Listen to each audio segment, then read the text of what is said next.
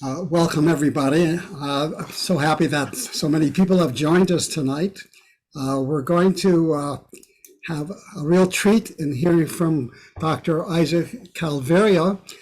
In the write-up, many of you saw that his primary medical training was in South Africa, but he's been in this country since 1986, practicing in part as a professor of gastroenterology and then having a very busy practice from which he retired recently after 30 years. But this is a public service announcement. He's still available on telemedicine for those who may need his services. He does real mitzvahs too, by the way. He's been treating indigent patients at the special community clinic at Sarasota Memorial Hospital. And his primary claim to fame is that he was the chief of the medical staff at SMH and is a past president of Florida Gastroenterological Society. He's going to talk to us about the importance of trying to live longer and better with some very special insights recently acquired about the aging process. Here's Dr. Kalvaria. Thank you so much, Joel and Rabbi Ed, for that wonderful introduction. Let me go ahead and share my screen. Okay, I'm assuming that you can see the screen, everybody. This talk is entitled "Living Longer and Better: New Insights for Healthy Aging." And I noticed that many of the lectures following me in the series are somewhat more morbid. They're about death and dying and all that and that sort of process. So I'm going to try and make this a little bit more uplifting, and I'm going to perhaps try to show you how you might delay the inevitable by a good few years. The insights I'm going to give you are not new. Some of them are established recommendations. I make apologies for reviewing things that you might already know, because I think this is a educated and engaged audience. It kind of behooves us occasionally to just remind ourselves of the things we should be doing and the things that we've previously put on hold and should be doing now. Let's see, we'll just move. Right, so my presentation goals, I'm going to review the factors affecting lifespan and aging. I'm going to outline the physiologic changes with aging. I'm going to examine some strategies to maximize quality of life and healthy lifespan. I'm going to discuss the characteristics of the world's longest living populations, and I'm going to update you on the status of Magic Bullet or the Fountain of Youth or whatever you'd like to call it. And then we're going to end up with a rather fun quiz. So I'm going to throw out this tantalizing statement. There's no biologic reason why all of us can't live to celebrate our 100th birthdays. But our average lifespan is 78. So we're leaving about 20 years on the table. And those 20 years are potentially years that we could be living and functioning well. It's a bit like, you're going to close a bank account in which you have $100, but you tell the teller, it's okay, I'll just take 78. You fill out a couple of extra forms for the extra 22, but you're not going to do it. So, do we want to be this little old lady? Maybe, or not. So what should we be doing? There's a lot of people that are touted to be experts, or they tout themselves, and there are a lot of suggestions out there, but what should we be doing? Should we follow a specific diet like the South Beach diet? Should we listen to Oprah? Should we follow Dr. Oz? Should we be running marathons? Should we be eating organic food, eat tofu? Should we get rid of those nasty methane-producing cows? Should we take Resveratrol? Should we accept aging as a natural and inevitable process, or do we consider it a potentially treatable biologic disorder? The answer is yes. We do have the ability to delay and modify aging. Our goal should be to match our health span to our lifespan. You're going to hear those two terms quite a lot, health span and lifespan. We want to try and add more years to our lives and life to our years. Now, this is an important diagram. This looks at the situation some decades ago where a lifespan was, shall we say, 60 or 65, and individuals spent about 3/4 of that in health and then in disease and disability for maybe the last quarter of their lives. Well, where are we now? Our lifespans have now increased now into the 70s and 80s, but unfortunately, our health spans haven't caught up with our lifespans. And for many of us, we spend a significant amount of our lifespan in disease and disability. This is where we want to aim. We want to have the new and longer lifespan. We want to spend most of that in good health and only a small amount, if anything, in disease or disability and in nursing homes. Well, just last week, we finished on Simchat Torah, we finished reading the 5 books of Moses, and at the end of Deuteronomy, this appears. And Moses was 120 years old when he died. His eye was not dim, nor his natural force abated. That would be, I think, a desirable situation for many of us. Okay, so continuing, what are the factors affecting longevity? Well, there's the ones we know about: genetics, which is nature; lifestyle, which is nurture; there's biological pathways, which we're just learning about; and there's, of course, good old-fashioned luck. Okay, that's right. Those of us that would like to blame our parents for our health, I will tell you that genetics only accounts for about 10 to 30% of our health. The rest is completely within our hands. So what are the factors that are adversely affecting aging? Being a male, because we do live a few years less than our lady spouses; smoking, obviously; excessive alcohol use; a diet that is not good; obesity, a high BMI; metabolic syndrome that I'll discuss in a moment; and any chronic diseases, and then mental and cognitive health as well. Now, this looks at the global life expectancy going back to 10,000 BC, which is approximately when individuals began to wander out of North Africa into Asia and Europe. And you can see over all those millennia, lifespan has been the same until suddenly it kicks up. Well, let's take a look at this particular area over here. And this looks at 1770 to 2015, but in particular, I want you to focus on around 1900, where lifespans were around 35 years, and they are now around 70 years. So lifespans have doubled in 100 years. And in fact, we can see that progressing further. These are the number of centenarians from 2016, and here we are in 2020. There's about 92,000 centenarians, and that number is expected to rise to the point where there's going to be about 500,000 by 2060. So why have lifespans increased?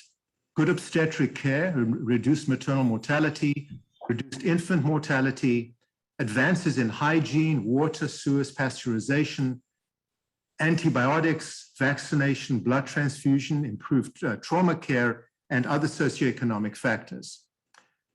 In 1900, about half the deaths were due to infections, gastrointestinal infections, tuberculosis, pneumonia, or influenza. And now in 2010, about a decade ago, half of the causes of death are cancer and heart disease. But there are some differences between 1900 and 2021 that are not so good. In 1900, people were more active, now more inactive. Fresh food in 1900, now more prepared, processed, and packaged foods. Fewer condiments back then, and now sugar, fat, and salt and other additives are in our diet. Lower caloric intake versus now high caloric intake. Lower body weight, now obesity. Previously targeted stress, and now we just seem to be living in an environment of chronic stress. The only good thing is that there is now less smoking than there used to be. This is a very important graph. Back to this again. On the y-axis is life expectancy at birth. On the x-axis is health spending per person, per capita, per year. And it starts at about 1970, and we take it up to about 2017. And you will see for almost all the countries, these are the highly industrialized countries, and you can even see faintly many other countries as well. They've sort of followed a pattern, closely connected here. And the pattern is that they've all shown an increase in life expectancy and, as you might expect, an increase in health costs per capita. But look at what happened to the United States. In 1970 to 1980, we followed the pack. In 1980, we diverged and deviated. And what has happened here now is that we now have the highest per capita healthcare cost and the lowest life expectancy of all the industrialized countries. In fact, this graph actually looks like it's turning downwards. So we have got less bang for the buck for our healthcare dollars over the years. And again, I'm going to show you this, which I've shown before, is that we are now spending a lot more time in disease and disability as a proportion of our total lifespan. Now, one of the causes for this is something called the Metabolic Syndrome, which is also called Syndrome X. And these are the factors: waist circumference over 40 inches in men, women, elevated blood pressure, low good cholesterol, high triglycerides, and a fasting blood sugar of over 100. And you only need 3 of these 5 to be diagnosed with metabolic syndrome. On the left here are men, on the right here are women. And the prevalence of metabolic syndrome has increased for men and women across the races. I'm not going to go into greater detail, but this includes African Americans, Caucasians, and Hispanics. And the trend is in the wrong direction for everybody. What percentage of Americans can answer yes to all of these 5 questions? Exercise at least 20 minutes a week, non-smoking, eat fruits and vegetables regularly, wear seatbelts regularly, and have an appropriate BMI. Well, you'll be very surprised. Only about 5% can answer yes to all 5 of those. Now, what happens to us as we get older? Well, old parts wear out, just like your car. Most organ functions decline by about 1% per year. And the decline really starts in earnest at about 40 years. Hearing decline at 25, cognitive decline at 30, visual decline at 40, bone loss at 40, muscle strength and size decline begins at about age 50. For many of us, this is some decades ago. Balance slowly declines, and there's also a slow decline in all organ function. Let's look at 3 areas of functional loss: bone strength, cognition, and muscle mass and strength. Bone mineral density maximizes out in the mid-20s and then slowly diminishes. And women, unfortunately, take a hit with menopause, but the decline continues a little separated from the men. What about cognition, mental thinking? Well, cognitive aging is maximized in the 20s and 30s and takes a slow decline, and there's a threshold here around about 80 years old where the graph takes off even faster. And mass and strength. Here is a scan through the upper thigh of a 40-year-old triathlete, and the dark area is muscle. 74-year-old sedentary man, dark area is muscle, light area is fat. But a 70-year-old triathlete has a scan that looks like a 40-year-old triathlete. And this gives us hope in that we can make some changes and actually reverse aging process. And again, I'm stuck here for some reason. Not sure why this is happening. There you are. This is another important finding, and that is that the usual walking speed declines with age. So as you can see, after age about 60, people begin to walk slower. And this is actually one of the tests that is used to gauge aging, is the walking speed declining with age. Scientific theories of aging. There are a number of scientific theories. They include DNA damage, stress response, telomere, stem cells, free radical damage, and a couple of others. I'm going to focus on just 2 of these, which are important. The first is telomeres. What telomeres are the end of the chromosomes. This is DNA at the end of your chromosomes. And this is a little bit like the end of a shoelace. Over time, the telomeres begin to fray. Their job, by the way, is to promote cell division. But over time, these telomeres sort of become tired and they stop doing their job. And eventually what happens is these telomeres disappear completely when they become so short that cell division is inhibited, cell death occurs, and that portends death for the organism. Let's look at epigenetics. Now, epigenetics are how behaviors and environment can cause changes that affect the way genes work. Now, please fully understand what that means, is that we think that the genes drive everything in our lives, but we can affect the way those genes work. We can affect them by changing nutrition, by exercise, by diminishing chronic stress, and improving sleep. So these epigenetic changes drive biologic aging, and biologic aging correlates with death, and that is the biologic clock. Now, a favorite subject of mine, the microbiome. The microbiome has a huge role in all of this. And this has really only emerged in the past few years. Now, this first statement will blow some of you away. There are 100 trillion human cells in each body. Of those 100 trillion, 40 to 70 trillion are organisms in the gut. In other words, 40 to 70 trillion, 50 to 70% of who you are is not you. It's organisms in your gut. There are about 10,000 species, and they've all been sequenced by the Human Microbiome Project. And they're not only bacteria, but they're fungi, parasites, and viruses. The microbiome evolves from birth with delivery, breastfeeding or not, when solid food is introduced, antibiotic exposure, and rural or urban life. And again, these are very important factors that I don't have time to enlarge on now, but we might do during question time. Up here is the takeaway from this slide. Up to 90% of all disease can be traced in some way back to the gut and the health of the microbiome. And as we do more investigation in the microbiome, we find there's almost no disease that is not in some way related to the microbiome. The microbiome is affected by diet, medication, stress, and the environment. It affects most of the body organs in an indirect way. It's a critical role in metabolism, in gut health, the immune system, and susceptibility to disease. The term that is now used is dysbiosis. And dysbiosis is a change in the composition of the microbiome, both in numbers and types, and overgrowth of disease-promoting bacteria. And hopefully your gut does not look like that. How does this affect aging? Well, it's intimately concerned with aging. Here is gut dysbiosis, meaning your microbiome is somewhat dysfunctional. There are many physiologic and pathologic changes that happen from that. And as a result, we get an increase in infections, bowel disorders, cardiovascular diseases, Alzheimer's, etc. This is a vicious cycle that circles on gut dysbiosis. In fact, this is not a new concept because a Russian zoologist, Mechnikov, over a century ago suggested that yogurt could delay frailty by manipulating the gut microbiome. Superagers, and we'll come and talk about those in a while, have a distinctive gut flora. And one of the things they have is greater diversity. In fact, they have greater numbers of gut bacteria, as opposed to people who are not superagers.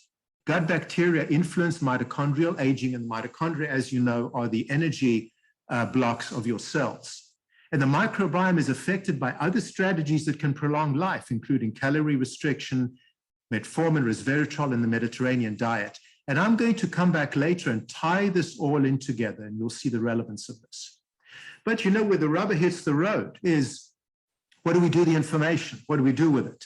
Can we identify bacterial variants associated with healthy aging? In other words, what sort of microbiome do we find in centenarians? And can we seed the microbiome in younger individuals to enhance human aging? So can we take a formula from someone whose microbiome has it right and put it into someone who does not have a healthy microbiome?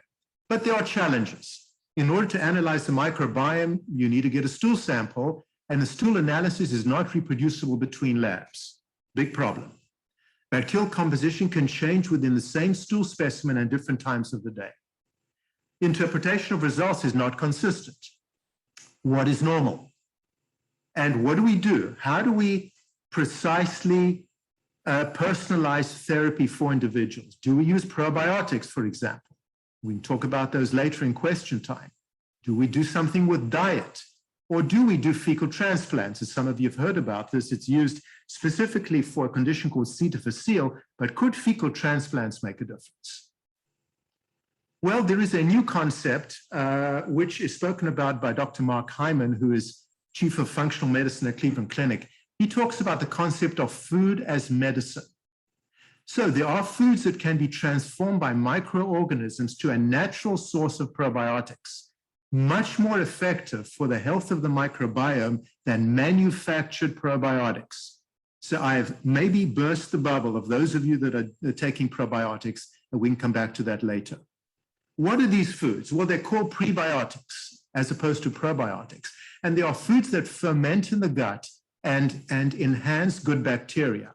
Here are some of them: pickles, kimchi, sauerkraut, kombucha tea, miso, cultured cottage cheeses and feta, and yogurt and kefir. I'm going to guess that probably none of you had maybe anything more than some yogurt today off this list. So this is something certainly to think about if you want to positively, in fact, influence your microbiome. So what is the promise of longevity? Age is natural, debility is not. You can control your medical future, but you have to accept a new way of thinking. You have to change your lifestyle. You can even figure out how biologically old you are. There's several websites now that tell you how old your body is as opposed to your chronologic age. But the question is, what are you willing to do to implement change? So in the absence of a magic bullet, we need to take personal action to prevent acceleration of the normal aging process and even slow it down. We can have a positive impact on reducing the frequency of Alzheimer's, heart failure, cancer, autoimmune diseases, diabetes, etc. And we need to be able to diagnose early and treat immediately whenever one of these diseases occurs. So here's what a life might look like. So here you are in your youth, doing extremely well.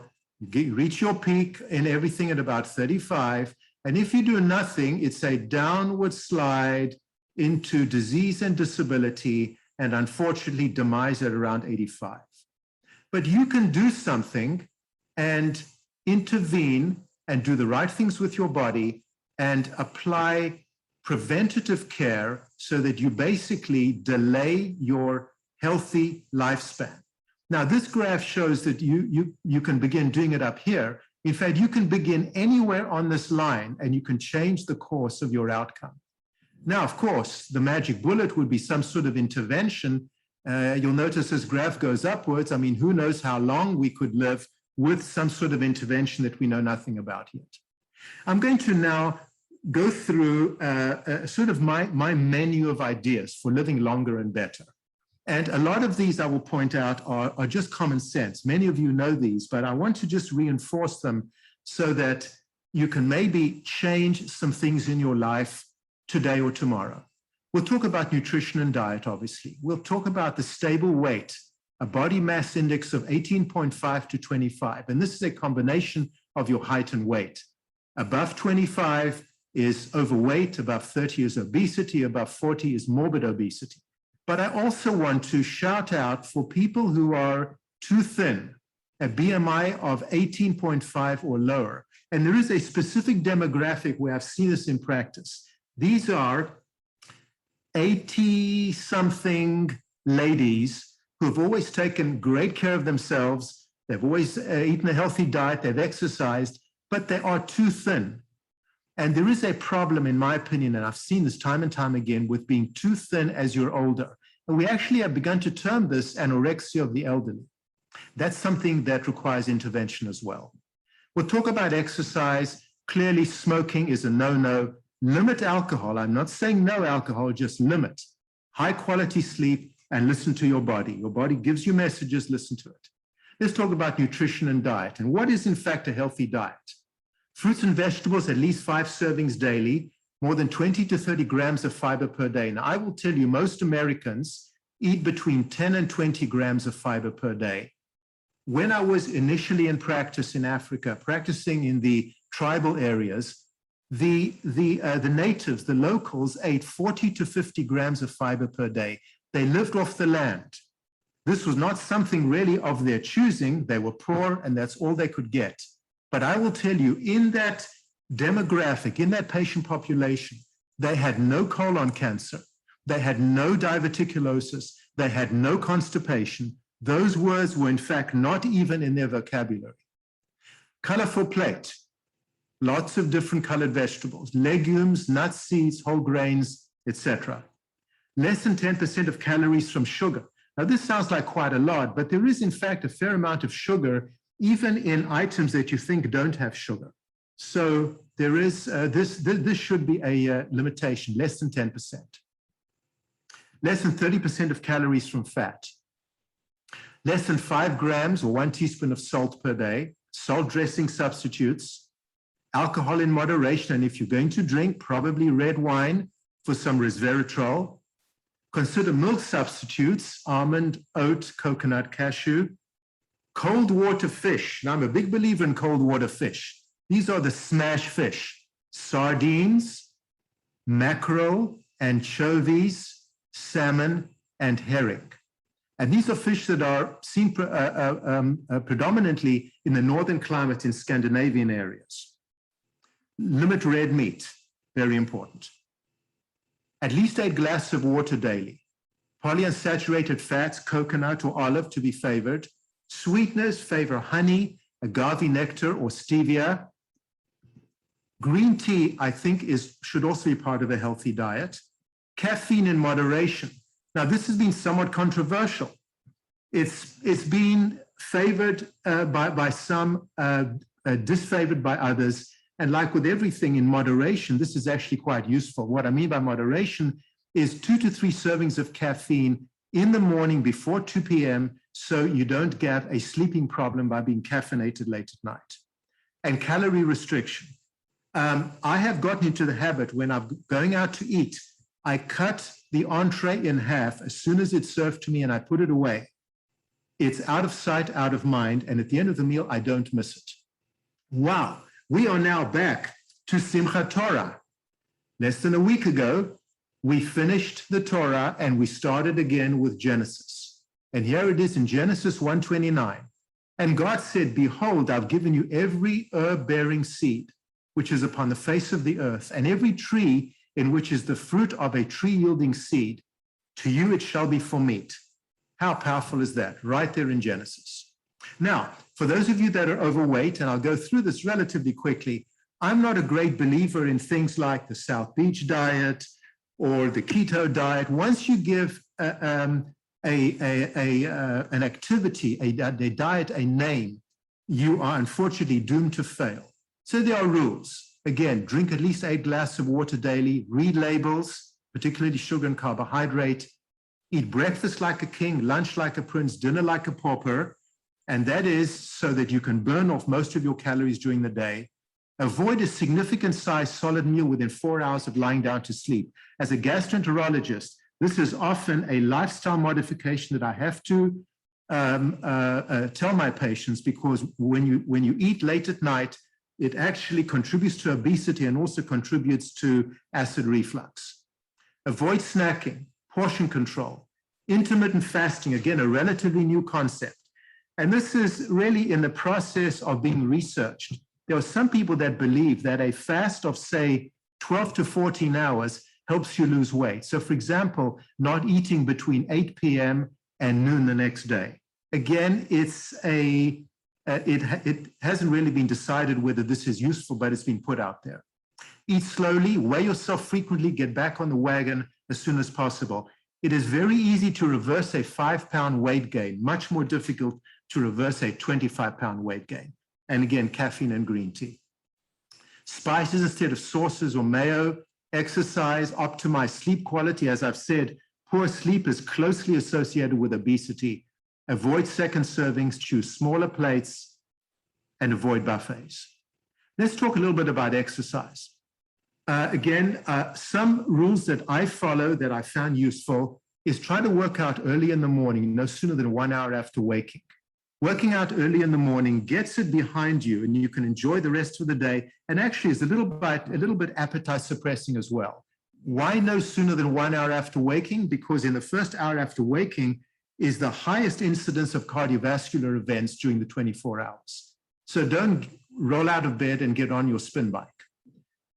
Cardio or aerobic, and there's so many different ones, biking, running, jogging, rowing, etc. I favor weight bearing, low impact, and cross training. So by weight bearing, what I mean is, for example, walking, treadmill, etc., and that helps to reduce bone density loss. Low impact. I'm not a great believer in people that are marathon runners or long distance runners, because I've never seen anybody who's been a long distance runner who has not had lower extremity joint problems. Cross training is something I like as well. In other words, two different types of exercise. For example, walking as a weight bearing and biking as well. Resistance, weights, very important, but keep the weights low and keep your do the exercises properly. At least 30 minutes a day, at least 5 days a week. The 10,000 steps schedule I like very much, and many of you follow this. It's a very important way of getting your exercise in, and it works very well. High intensity intermittent training. There's all sorts of apps that give you information about this. I like that as well. And don't forget that outdoor activities like yard work also are important.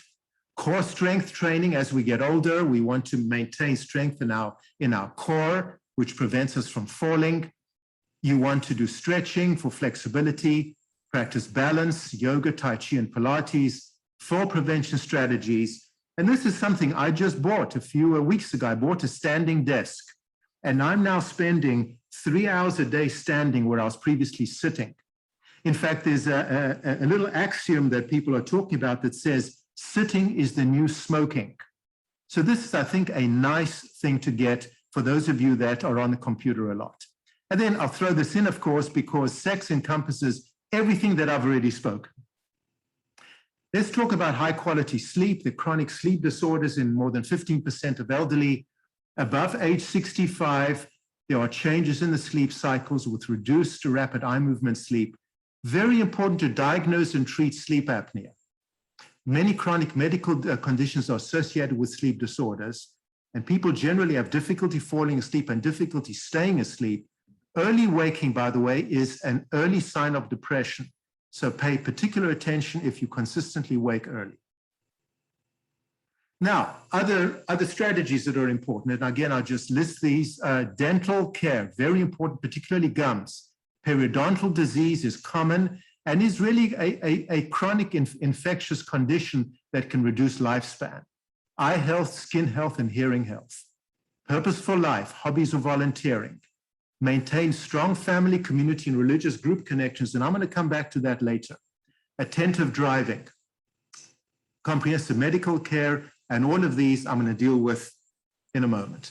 Let's talk about comprehensive medical care. So this is our current situation. Primary care consumes about 5% of total healthcare costs, and 95% is consumed really by specialist care.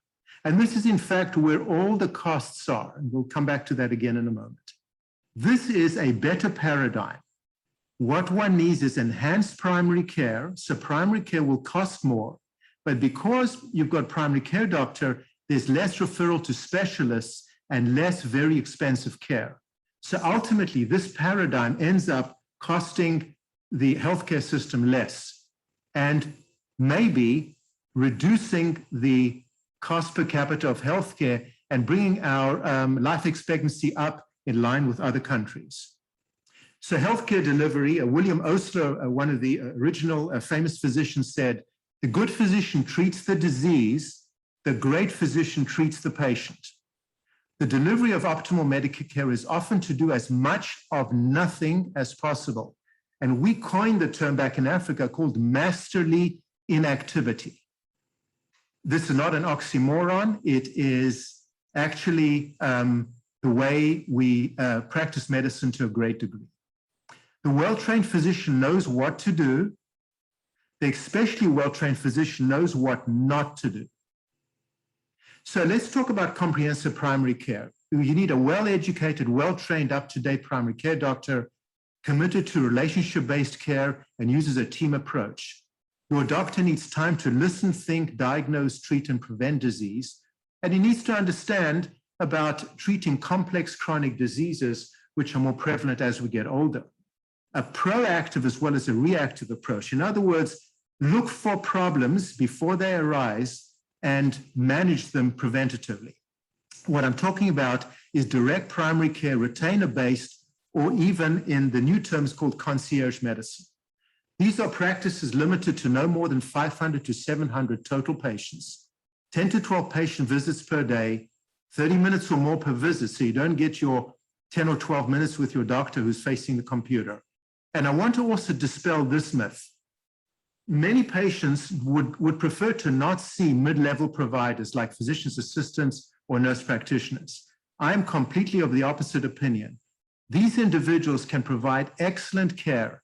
In a society where we have a shortage of primary care, these mid-level providers really fill a very important gap. I think that the right way to do it is to see your MD or DO for a first visit, then you can get all your following visits from the mid-levels. I also have to put this up. I had this in my office for many years. Please don't confuse your Google search with my medical degree. And we have a lot of patients coming in telling us what they searched on Google, and inevitably they're wrong. Annual checkup should include full history and physical, psychological profile, review medications and supplements, update vaccinations, investigate all new problems, and routine lab tests. Also, a dental visit annually, an eye examination annually, and this is in particular to look for glaucoma and cataracts, which can really creep up on people. Skin examination annually, not only in Florida, but everywhere, but particularly in Florida, and probably a hearing test every other year. Let's talk about medications and supplements. So there is a risk of what's called polypharmacy. Polypharmacy is patients that are on a multitude of medications. And the reason is they're getting prescriptions from multiple physicians who don't really communicate with one another. That results in drug interactions and medication side effects. And our attitude has always been presume a drug is guilty of a side effect until proven innocent. Let me also remind you that supplements that you can buy over the counter can be associated with adverse reactions. And some supplements can actually cause death. In the annual checkup, again, routine lab tests to be ordered. And these are pretty routine. I'm not going to go through them in detail. I will point out my new favorite, which is vitamin D. For some reason, vitamin D is one of those extra special vitamins that has multiple benefits, and we don't fully understand why that is. I do know that even in Florida, where we see more sun, and including myself, many of our vitamin D levels are too low. Vitamin D brought up to a level of about 50 nanograms per ml can be very, very useful for multiple diseases. I will tell you, I recently read a pre-publication paper that said, wait for it, a vitamin D level of 50 nanograms per ml or higher is associated with a close to zero COVID mortality rate. Fascinating, isn't it? So lots of other things that are done routinely, and I'm not going to go through those. Let's talk about vitamins and supplements. These are vitamins that I think are appropriate. Vitamin D, I've already told you, my new favorite. Omega-3 fatty acids, not for everyone, but I think for most people useful. A good general purpose multivitamin, fiber, something like Metamucil, which I have daily. And if you take a statin, you should take coenzyme Q10 with it. And magnesium, I think, is also very important. Individualized, low-dose aspirin. The interest in aspirin has come and gone and come and gone. And this is something you need to ask your primary care doctor about and individualize. Vitamin C, calcium, B12, probiotics, we'll talk about that later, eye health antioxidants, and resveratrol. Screening tests. Again, I'm not going to go through these in detail because I'm sure you know these. I'll just mention a couple of things.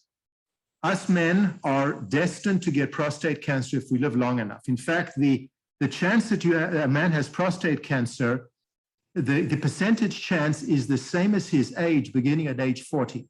So by age 100, we all have prostate cancer. So prostate examination annually, and actually I have a urologist do that. I want someone whose finger has felt a lot of prostates. I'm also going to mention this. There is this condition called Barrett's esophagus. People with chronic acid reflux can develop damage to the lower esophagus, which creeps up on them. And the danger of Barrett's esophagus is development of esophageal cancer. there's a horrible cancer for which we really have not made much advance in the last 20 or 30 years.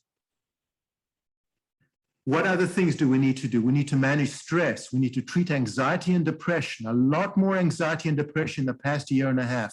And in my consultations that I do, my video consults, I am putting out fires that are related to psychological issues due to COVID. I'm a great believer in optimism. Yes, there are times when my optimism is dampened, but I think that optimism should be part of one's psychological profile. Reject the bad and the ugly. You know what that is. You see it around you. Reject it. Limit exposure to the digital world. Be aware and guard against ants, automatic negative thoughts, and fear, which is false evidence appearing real. And boy, have we seen this in the past year and a half, haven't we? Limit exposure to toxic influences and show gratitude. We need to be saying thank you, even to strangers, much more often. How about management of stress? Limit social media, breathing exercises, meditation, yoga, exercise, socialize, and of course, this is something which we don't practice a lot, and we've just come through Yom Kippur. Forgiveness is something that really helps us de-stress as well. Identify and manage bad habits and trends. I'm a great believer in monitoring trends. And these things sometimes happen so slowly that you need someone to tell you.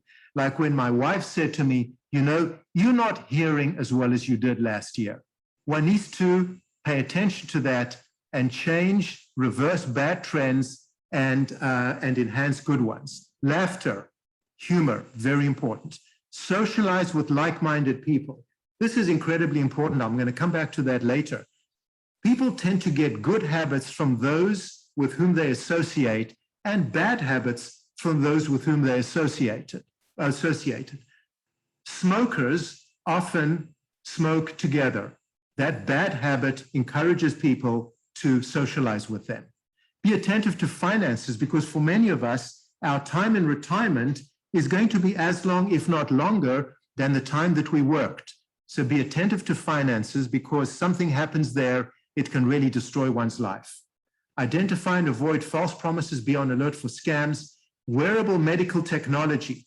And now these are, of course, the watches, the Fitbits that we use to monitor our exercise and our sleep. And by the way, also very useful to detect atrial fibrillation, which is an arrhythmia, a rapid heartbeat that can come on suddenly for no good reason and unfortunately be a precursor to a stroke.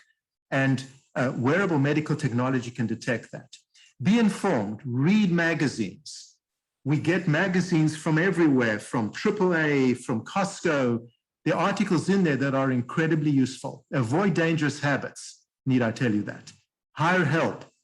Don't get on the roof to sweep it. Get someone to do it for you. And maybe get a pet. Let's talk a bit about Alzheimer's, which is, of course, the elephant in the room. We're all worried about this. So 1 in 9 over age 65 and 1 in 3 over age 85. It's a very high societal cost. There are multiple factors involved. Chronic inflammation is a very important factor. And there's deficiency of nutrients or chemicals necessary for brain health, or opposite, toxins that we take in our food, such as heavy metals and biotoxins that cause poisoning of the brain. This is a recipe for healthy brain aging. And again, some of this is repetitive, but I think it's important to reinforce. Exercise, very important. Mediterranean diet and the variations called Mind and Mend, which you can Google, and also involve some brain exercises. 7 to 8 hours of uninterrupted sleep, social interaction, clubs, organizations, and volunteering. Cognitive stimulation. I'm not going to read all of these, but I want to remind you that we have a plethora of adult education classes. We have adult continuing education. We have OLLI, and I generally do 1 or 2 of these every season, and very, very useful. Spirituality. Let's not forget about this. Meditation, religious services, and something called biophilia, which is interaction with other forms of life. What I mean by that is walking in the forest, seeing animals in the wild. That type of thing is very relaxing and very good for the brain. Listening to music as well, very useful. Let's talk about the blue zones. And the reason I'm going to talk about the blue zones is that these are areas in the world where everything that I've said so far is incorporated. There are 5 blue zones: Loma Linda, California, Costa Rica, Sardinia, Italy, Ikaria, Greece, and Okinawa, Japan. And the blue zones were first discussed by a gentleman called Dan Buttner. And these are lessons for living longer from the people who've lived the longest. And I've mentioned what those are. These people have shared lifestyle, cultural, and dietary habits, but very important, distinctly different genetics, religion, climate, and diets. So there are some commonalities between these 5 blue zones, but there are just as many disparities. What happens in these communities? The elderly are part of the community. They're incorporated, they're absolutely essential, and they don't live apart from the rest of the family. Downshifting or low stress, gratitude for life, faith-based, less television and devices, positive attitude towards aging, and family is absolutely paramount. The healthy habits in the blue zones: plant-focused diet, minimal sugar, no processed foods. They do drink some alcohol. Very rarely do they smoke. Meals are eaten with the family. They stop eating when they're 80% full. And they sort of learn this over the years. Constant physical activity. Now, this is important. These people don't get on a spin bike or go and do 10,000 steps. What they do is they're constantly moving. They're walking, they're climbing stairs, they're gardening, they're building, they're constantly doing stuff. They have a very high level of social connections and engagement. And here we are again, they associate with like-minded people. This is a photograph taken in Okinawa. And these are 5 ladies, these 5 over here. The average age is 103. And these ladies have known each other for 97 years. And so you can imagine, they have shared with each other all the trials and tribulations of their lives. And they've been there for each other for good and for bad. And how wonderful is that? That is one of the secrets of their success. Now, here are 3 of the blue zones: Loma Linda, Sardinia, and Okinawa. Now, I want you to focus in the middle here. What are the things that are shared with these 3? Family, no smoking, plant-based diet, constant moderate physical activity, social engagement, and eating of legumes. But notice also, in these Venn diagrams, there are things that are unique to these areas that, that you would expect from places that are so geographically apart. I'm going to skip this one. Now let's talk about the future. There are longevity genes, believe it or not, and these are called sirtuins. These are genes that are associated with prolonged life. They protect the body against diseases of aging. They regulate cellular lifespan and damage to the cells, support energy metabolism, improve brain health, help cellular repair, and support healthy aging. And these are epigenetic changes, so they are potentially reversible and adaptable. And these sirtuin levels, by the way, can be increased by, here we are, exercise, intermittent fasting, and a couple of medications that I'm going to talk about in a moment. There was a study done at Albert Einstein in New York of Ashkenazi superagers, and these are all individuals above 100 years.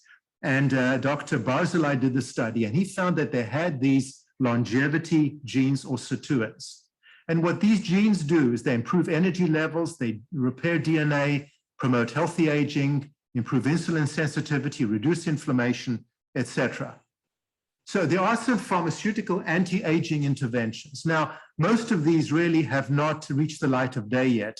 So I'm going to really talk about one, and that is metformin.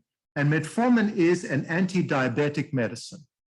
So the benefits of metformin: 30% lower risk of cardiovascular disease, 30% lower cancer risk, reduced all-cause mortality in diabetes, anti-inflammatory effects, and the lower the risk of Alzheimer's and Parkinson's disease. So what are the mechanisms of the benefits of metformin? Again, I'm going to just focus on 2 things which we've mentioned already. Remember the telomeres, those shoelaces that get frayed and eventually result in cell death. Metformin can maintain the stability of those telomeres. And look down here, reduces microbiome dysbiosis. So it can actually help to reconstitute a healthy microbiome. So what is the future promise? We can reprogram cells to be young again. We can dramatically extend healthy and productive lifespan, address aging as a treatable disease, and even measure our biologic age. There is no magic bullet yet. Okay, so what I'd like you to do, some of you want to participate, we're almost at the end here. You can unmute yourselves, and we're going to go through a montage. I'm going to show you some pictures of celebrities in their 80s and 90s when they were young, and I want you to shout out their names, and then I'll tell you who they are. Betty White. Betty White. Excellent. There's Betty White. James Earl Jones. Earl Jones. Eddie Davis. Angela Lansbury. Oh, yeah. Wonderful, wonderful. I didn't think anyone would get that. Jack Nicholson. Yeah, look at his face. It is one person with a point upon him like that. Jack Nicholson. Sidney Poitier. Wonderful. Well done. Well Sidney done. Poitier. Sidney Poitier. Yes, you got it. Who's this?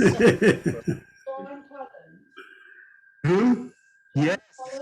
Yes, I thought someone might think that was somebody else, but it is Collins. Yes.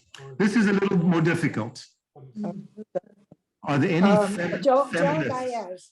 No, No. the one with the women. Started mismarketing. Yes. Gloria Steinem.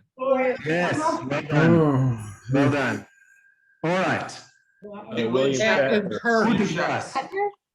Yes, yes. And why do I have William Shatner here? Because he's Going going in into space. space. He's going on Jeff Bezos's Blue Origin. He's going to be the oldest person in space. So we cannot finish without the cat in the hat. I cannot see, I cannot pee, I cannot chew, I cannot screw, excuse me. Oh my, what can I do? My memory shrinks, my hearing stinks, no sense of smell, I look like hell. My mood is bad, can you tell? My body's drooping, have trouble pooping. Golden years have come at last, the golden years can kiss my... 10 takeaways. It can be done, think positively, care for yourself, find your team, know your weak spots, stay curious, sharpen your mind, build resilience, seek help, and put your money where it counts. And I put this in red because I want you to do something now or tomorrow. Lifestyle now. Make changes for future benefit, and procrastination is the thief of health. So why am I so interested in this, and why should you be so interested in this? Well, here's why I'm interested in it. Why are you? Same reason. Okay, this is some resources, but I'm open to questions. This family. Yeah, wow. All right, Doctor, if you'll stop the share, I'll be able to see everyone. There we go. All right, so ladies and gentlemen, I'm going to read a couple of questions from chat, and then I'm going to ask you to raise your hands rather than shout out. If everyone could, I'm just going to remute everybody. Okay, so Dr. Kalvaria, if you would unmute yourself.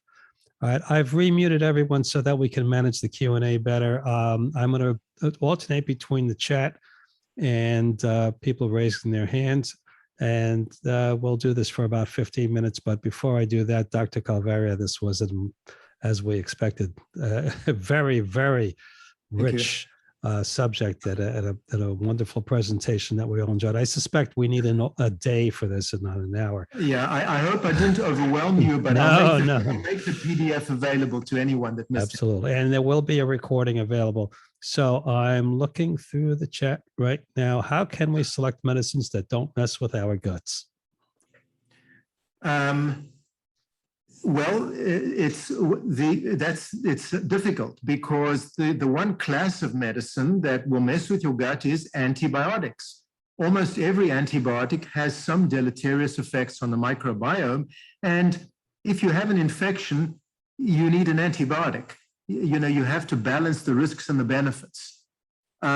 there are some antibiotics that are less likely to cause trouble, and I think that you need to ask your provider, especially if you've had C. difficile in the past, which is an antibiotic-induced infection. You have to be very careful about what antibiotics you take.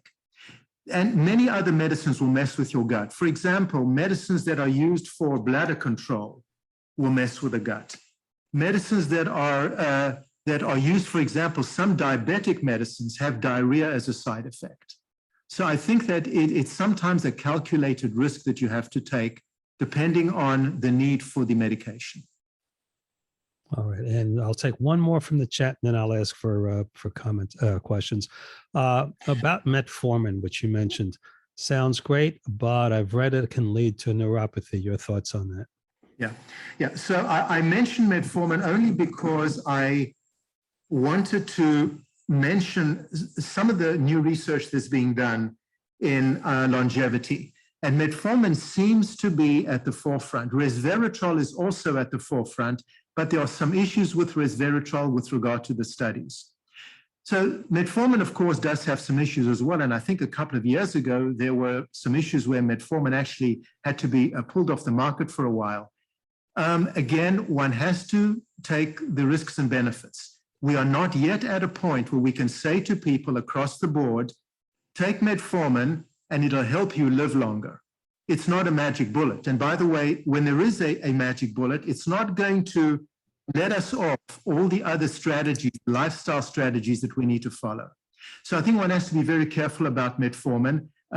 You may want to discuss this with your physicians, but most doctors are not yet recommending it because it has not yet reached prime time.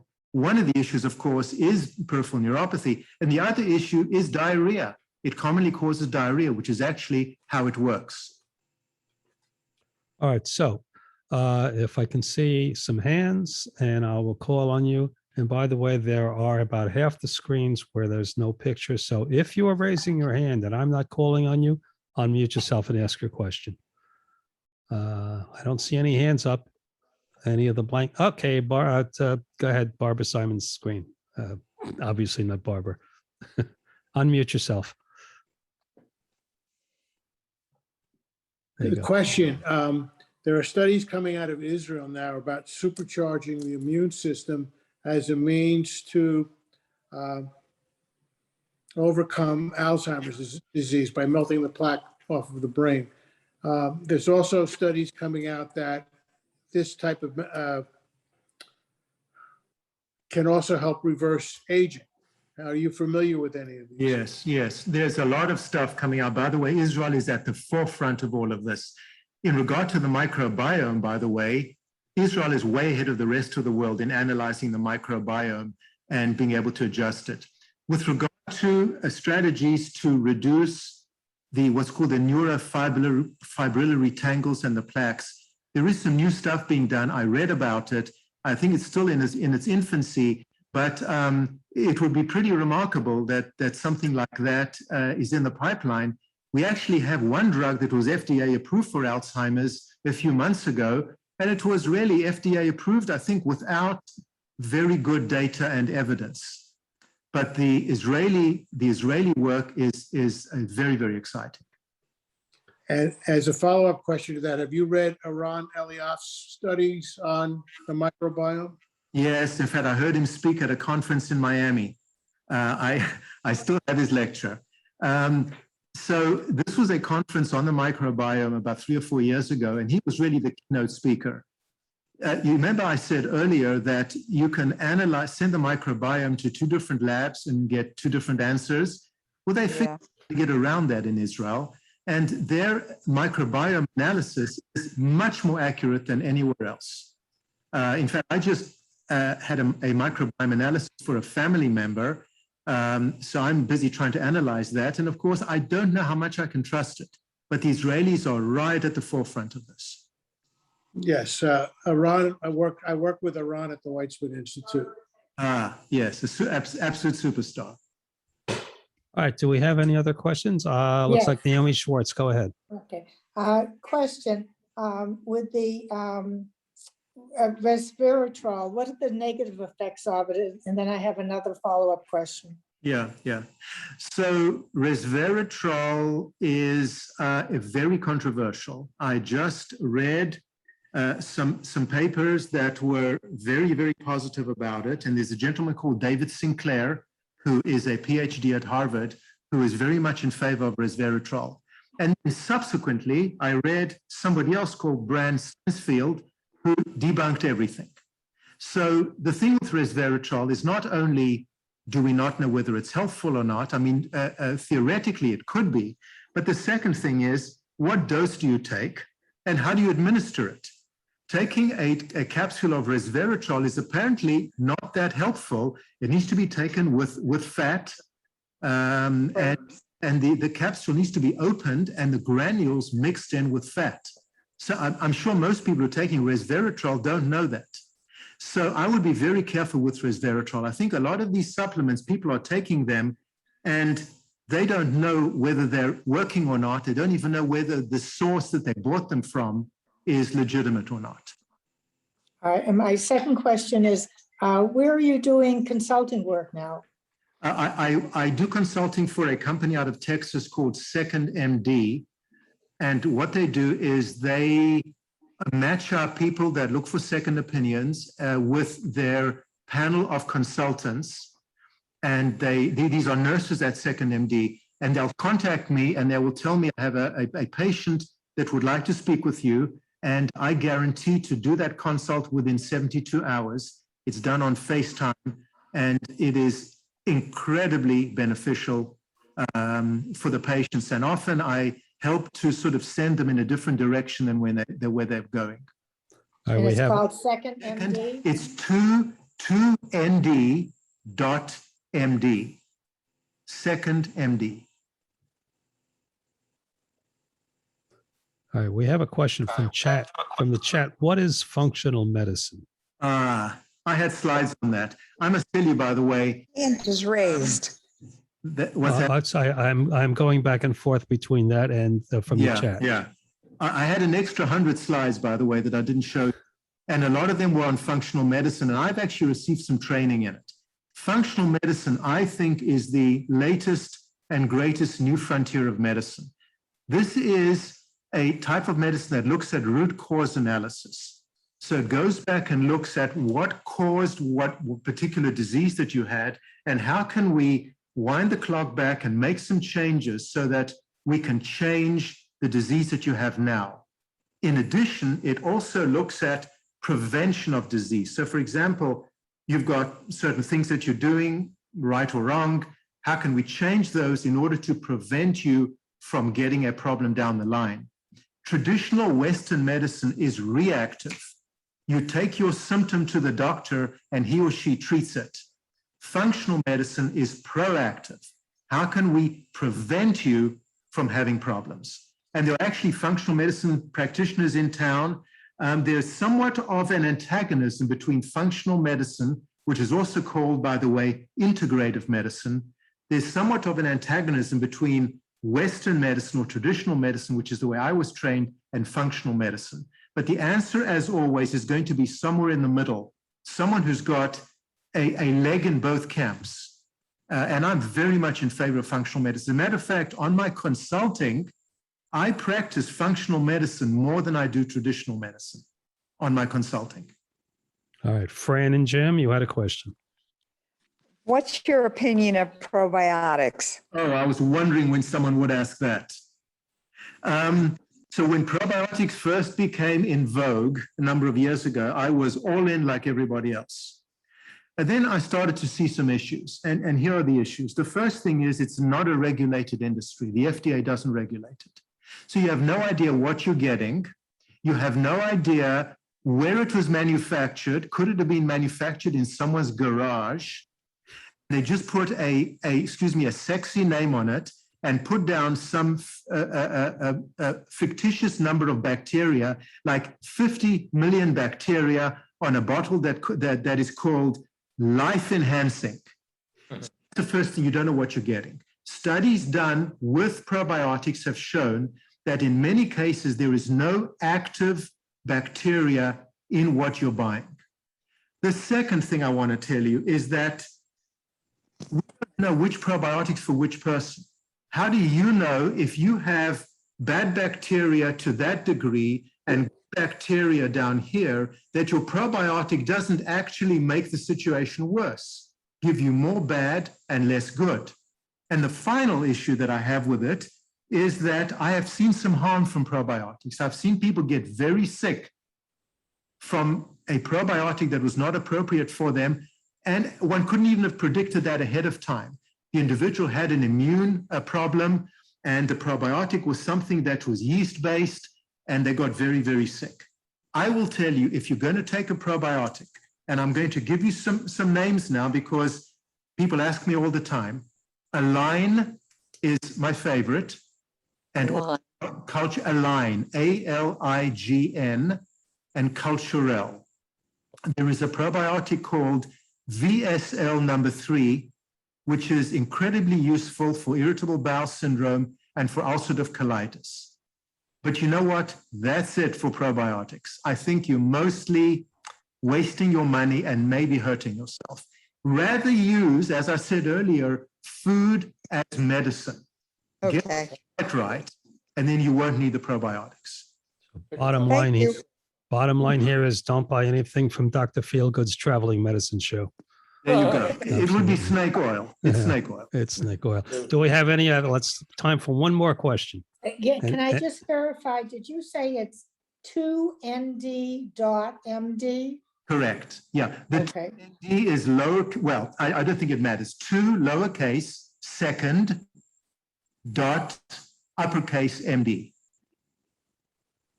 So do we have one more question before we close this out? Anybody? Go ahead, Rabbi Ed. I just want to observe on behalf of all of us how much we appreciate this presentation, Dr. Kalvaria. It's a wonderful one. And it points to something when I put these programs together in a series that I really want to underscore, and you addressed it beautifully, which is that we all have to make decisions. These are life and death decisions, not just interesting observations or things to think about. These are things to act on, and it's within our individual province to do so. Good evening, everybody. On behalf of everybody listening tonight and our entire congregation, I'd like to thank you, Isaac, for an absolutely phenomenal presentation. I think this tops anything else we've heard on medicine and dieting and good living. And I think Oprah and Dr. Oz and all crowd take a backseat to you. Nobody comes close. This was phenomenal. Before you joined our congregation, I primed our congregation to your accent. So I think nobody would have any problems understanding you tonight. But I do want to say that everything was very practical. Every single slide was in great detail and very, very helpful. And I can't thank you enough on behalf of all of us. And I hope that everybody tonight will take some of these to heart. And I put in a plug for TBS. So keeping in touch with your local shul, the TBS is very important. So thank you for that plug for our congregation. But everything you gave us tonight was very helpful. And I do hope, Rabbi Ed, that in the future men's club series, we'll get Isaac back to speak again. And I might suggest to you, this was really so valuable. You may want to give a summary of this to the messenger for November or December issue. This is really phenomenal. And we thank you so much. And I believe it's recorded. It is recorded. It will be on the. There will be a link on the temple website. You'll see it advertised. It'll be up on YouTube. So thank you once again. This really was phenomenal. Thank you. thank you for very the much, privilege. Dr. Thank you for the Kalvaria. privilege. Thank you, everyone, for coming. Thank Thank you, you. Dr. Calvaria. Thank you, Good night, Joel. everyone. Stay healthy. Stay well. Thank you. Amen.